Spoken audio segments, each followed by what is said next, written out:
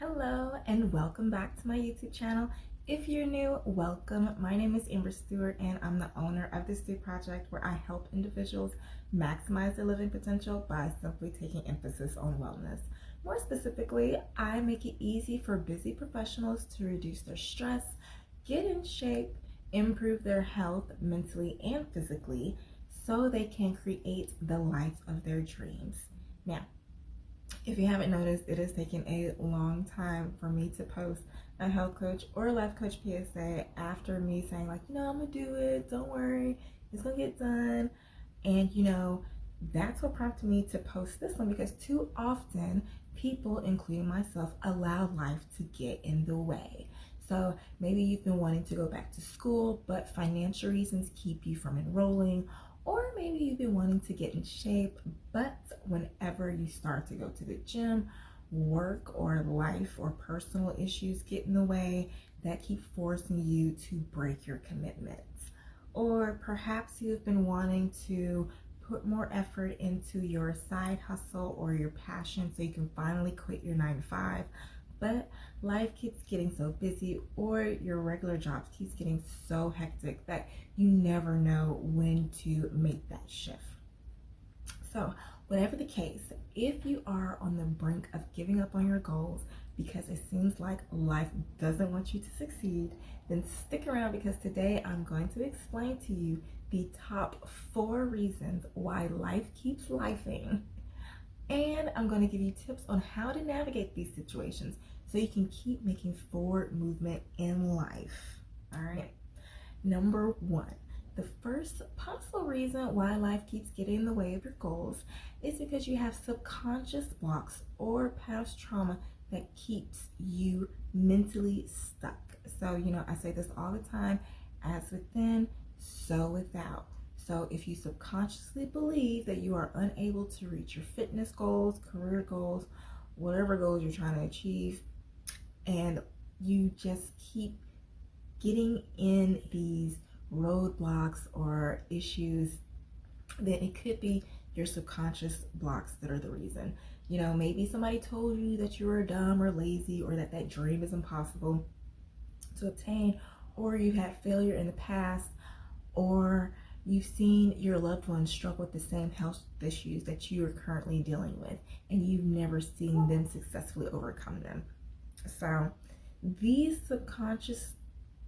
situations can embed in our subconscious thoughts and make us create situations or self-sabotage, or only see our perceptions through the lens of our failures. And so we may have issues come up that prevent us from going to the gym, and so we may cancel our fitness goals altogether. And so the thing with our subconscious thoughts is that we have to understand that they are thoughts. They are not facts. They are not our destinies. And when we are able to pinpoint what the initial event was that created this belief, then we can change our perception around that to create a new subconscious thought. And instead of believing that it is impossible for us to go to the gym, or it is impossible for us to go back to school, we can now start thinking of other ways to exercise, such as working out from home, or doing certain exercises on our lunch break. Or if school was the issue, we can rework our budget to add more savings to allocate for our education, or look into different scholarship opportunities. Now, I know it can be a little tricky if you're not used to tapping into your emotions and allowing ourselves to change our perceptions, because sometimes when we get really deep, it can get really painful. And instead of looking at those emotions objectively, we just try to run from the pain and go into fight or flight. Subconscious beliefs and past trauma is something that I help my clients through in my Stress Alchemy course or coaching program. And if you want more information about that, just stay tuned until the end and I will give you more details. Now, if you want to avoid addressing these subconscious beliefs or this past trauma, you can try all you want to, but I'm just going to let you know right now, it's still going to show up. And I say this all to say because I've seen it happen with so many clients all the time. I've had a client come to me and just say, oh my gosh, Amber, I am just so ready to change my life. I feel horrible. I have this aches and this pains. Like, I'm ready. I'm committed. Let's go.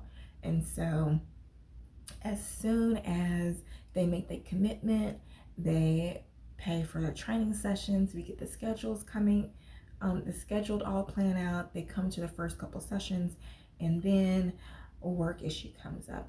Something happens in their home. They have an injury that holds them back, or something happens at work that triggers them. And here's one thing that you may not know when it comes to a fitness journey, or just even journeying down your life purpose to follow your passion, going like your life passion of your dream career. It will force you to heal certain things in you that you are not ready to heal. And so my client, she would have these breakdowns because she was so used to bottling her emotions.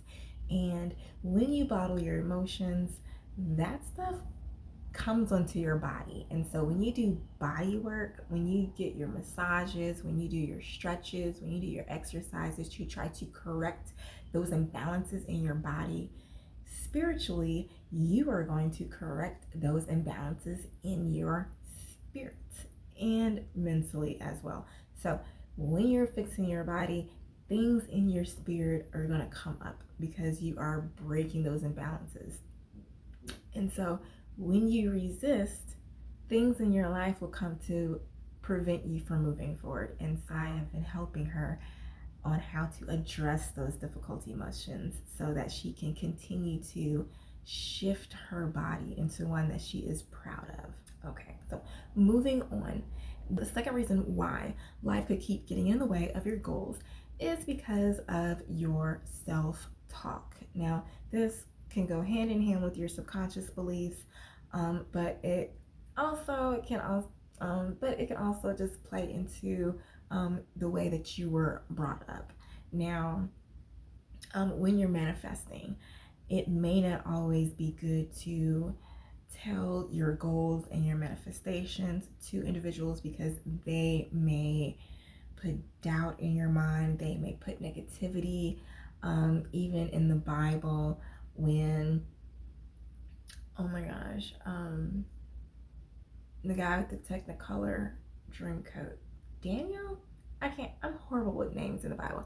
But the guy who just said, oh, I'm going to be over all the people with the dreams, and his brother sold him to slavery. He said, like, once he said that, made it known to his brothers got jealous, and his brothers tried to put him down and hold him back. And eventually, he just became quiet about his dreams and goals. And so sometimes when we allow other people in on our dreams and goals, we create blockages for ourselves. And when it also comes to self-talk, it could just be the way that we talk altogether. We can always have negative self-talk. Like, oh, I don't know if it's going to work, but I'm going to see. It might not work out. It's just something. Like, if you're not speaking power, abundance, success over your life, but you're always being doubtful, if you are saying, oh my gosh, I'm scared, I don't think this is going to work, I don't know. Like, even God has been known in the Bible to shut people's mouths until the manifestation came to pass because, words have power. And so we can't take that lightly.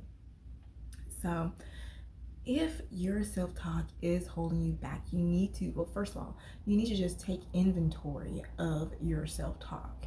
And this is one of the things that I help my coaching clients with in Stress Alchemy. I help them, one, become aware of their self-talk and show them how to reframe their current thoughts into more positive ones that will align into the person or the life or the health that they want to be or have. Now, the third reason why life could keep getting in the way is because of divine intervention. You may have a certain way of thinking that your perfect health, your perfect relationship, your perfect career, whatever your goal is going to come about. But God may have another route for you. I know I was talking to a friend who was saying that she had been wanting to go back to school and there was a program she was very interested in, but her finances were not allowing her despite how hard she tried. And so she was getting discouraged and frustrated, but she did not lose faith. And as a result, she remained patient and open to different possibilities of her being able to go into this program. And so lo and behold, she was in this group chat and she got a notification about a different program that offered the same type of education, but it was free. So she was able to not only get the education that she wanted, but get it at a price that I'm pretty sure anybody would have loved, free 99. So with that being said, sometimes we need to stop forcing certain outcomes and allow the flow of life to bring about what we want in a way that we may not know. So oftentimes when we stress, we are forcing our way, but when we decide to allow God to guide us to what we want, then we find that the process of our goal success journey to be a lot less stressful. All right, so helping individuals learn how to tap into their intuition so they can stop ignoring their intuitive guidance or guidance from their divine being or divine self, whatever you want to call it, however you believe in it.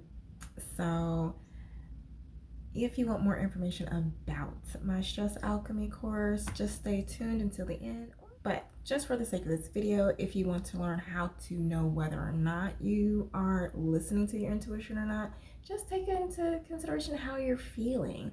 Do you feel anxious when you make these decisions? Or do you feel peace? And this can get a little bit tricky because you may have past trauma, you may have a dysregulated nervous system that makes it hard to distinguish the two, which is why I do a full nervous system reboot in my Stress Alchemy course, so people will have crystal clear clarity of what their Heavenly Father or their divine guidance is telling them when they are trying to listen to their intuition.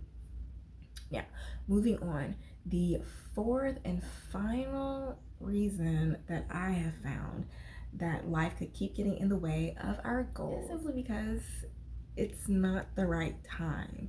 And divine timing always plays a big key factor in creating the perfect conditions. There's a joke that I say all the time is if somebody meant to call me and I missed their phone call, then I'm always like, oh, well, you called the right number at the wrong time. And so sometimes we can just be pushing and trying to rush to create a certain outcome, and it cannot come to pass because maybe our Heavenly Father wants us to meet a certain individual. Maybe there are certain life lessons we need to overcome first. Maybe there's certain healing we need. Maybe there are certain things in the background that we don't even know that's going on need to fall into place before we can get the goal that we want. Because if not, then it can make a domino effect of things in our lives and the lives around us that can keep us from living the healthier, happier life for as long as possible.